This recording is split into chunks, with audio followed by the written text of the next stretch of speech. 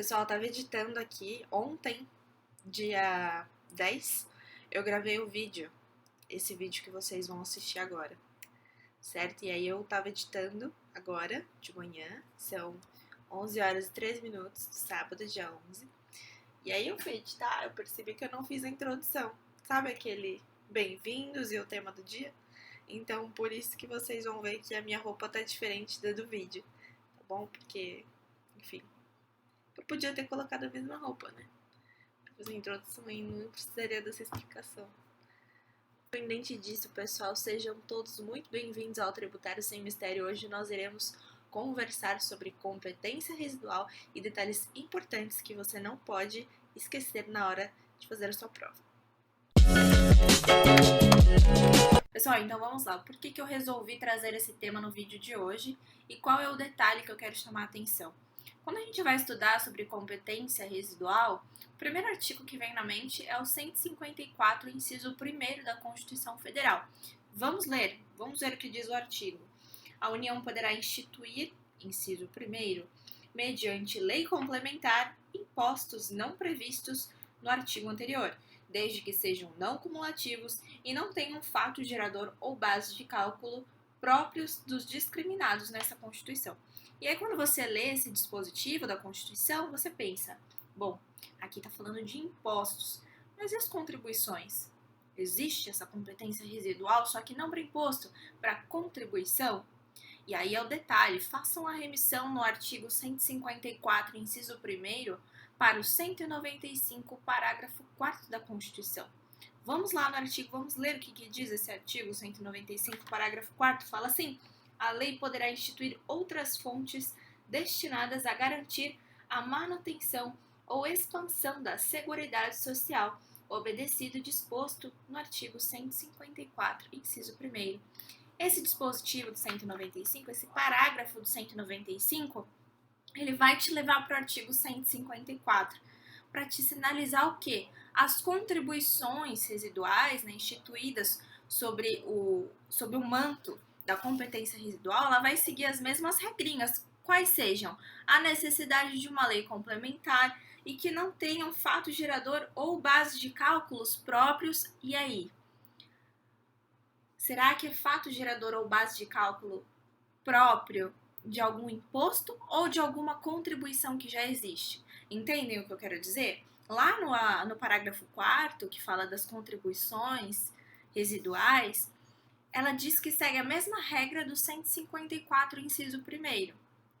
As regras do 154, inciso 1º, é isso, é lei complementar, não pode ter identidade de fato gerador, de base de cálculo, mas essa identidade da contribuição é com relação a outras contribuições existentes ou pelo artigo 195, parágrafo 4º, jogar para o 154, inciso 1º, as regrinhas de lá, seria identidade de fato gerador e base de cálculo de outros impostos e não contribuições.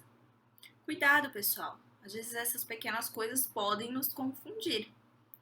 É claro que a questão do artigo 195, do parágrafo 4º, remeter a gente lá para o 154, inciso 1º, é com relação às regras. Então, ou seja, contribuição, né, residual, social residual, lei complementar, e tem que cumprir aqueles requisitos normais aqui. Não tem identidade de fato gerador, de base de cálculo, com outras contribuições que estejam já previstas no texto constitucional, enfim, no ordenamento jurídico como um todo, tá bom? Então, muita atenção com relação a isso. 154, inciso 1º, faça a remissão a 195, parágrafo 4º, e lá no 195, parágrafo 4º, faça uma remissão para o 154, inciso 1º. Não precisa nem fazer a remissão porque o próprio artigo já está te levando para lá. Eu aconselho, Beatriz, sugestão apenas, que você faça a remissão no 154, inciso 1º, para o 195, parágrafo 4º. Porque diferente de lá, no 154 aqui não tem essa remissão já pronta, descrita no texto do inciso, tá bom? Então essa É uma dica, e com isso, qual é a lição final que eu quero que vocês tirem disso? Tomem muito cuidado com a redação das disposições legais. Tomem muito cuidado, tá? Então, onde está escrito imposto, estude. Será que só se aplica para imposto? Será que não tem uma exceção? Certo? Então, questionem, duvidem, estudem, tá? Momento agora de estudo. Na hora da prova, você coloca em prática tudo que você estudou. Tudo bem?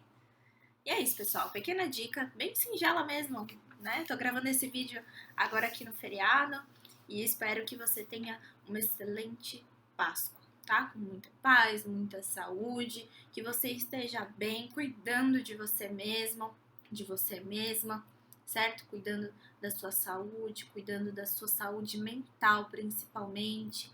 Com relação aos estudos, se não tá conseguindo estudar, gente, não se culpem. Façam pouco a pouco, na medida das suas possibilidades, na medida que seja mais adequada com a sua realidade. Não se comparem, não se pressionem para ser produtivos todos os dias. Tem dias que você vai acordar e você não vai querer estudar. Vou dar um exemplo hoje. Eu selecionei, falei assim, eu tô dormindo cedo ontem à noite, falei, né? Tô dormindo cedo agora, 10 horas da noite pra mim é muito cedo. Tô dormindo 10 horas. Então amanhã, já que eu tô dormindo cedo, eu vou acordar cedo, eu vou acordar umas 7h30, no máximo 8 horas, pra estudar alguma coisinha de manhã, porque hoje, sexta-feira, eu tinha a live lá no meu perfil do Instagram sobre gestão financeira com o Dr. Luiz Marcelo Bolo, consultor financeiro, 1h da tarde. Falei, eu vou dar uma estudadinha antes da live, né? Acabou que eu acordei 10 horas da manhã. Então, manejei. Vou ver se hoje ainda vou estudar. Enfim, se eu também não tiver afim, não tem problema nenhum. Então, não se pressione. O mais importante, em que eu faço a minha sugestão aqui, é que você selecione objetivos pequenos, certo? Nem que seja uma vez na semana, que você comece assim, uma vez na semana, eu vou ler sobre tal coisa, ou vou ler um conjunto de 10 artigos. Metas pequenas, que são mais fáceis de você atingir e de você sentir um modo evolutivo, uma reciprocidade de que você está cumprindo aquilo que você determinou que iria fazer, tá bom? Essa é uma pequena sugestão, mas sobretudo pense em você em primeiro lugar, certo? Não tem como fazer a prova da OAB ou qualquer outra prova que você esteja estudando para, ou qualquer outro objetivo que você queira cumprir e por isso que você está estudando, sem a sua saúde mental, tá? Certo? Afinal, é um corpo lá que vai fazer a prova, né? Então, esse corpo tem que estar saudável, esse corpo tem que estar bem. Então, saúde emocional em primeiro lugar. Beijo no coração de vocês. Feliz Páscoa.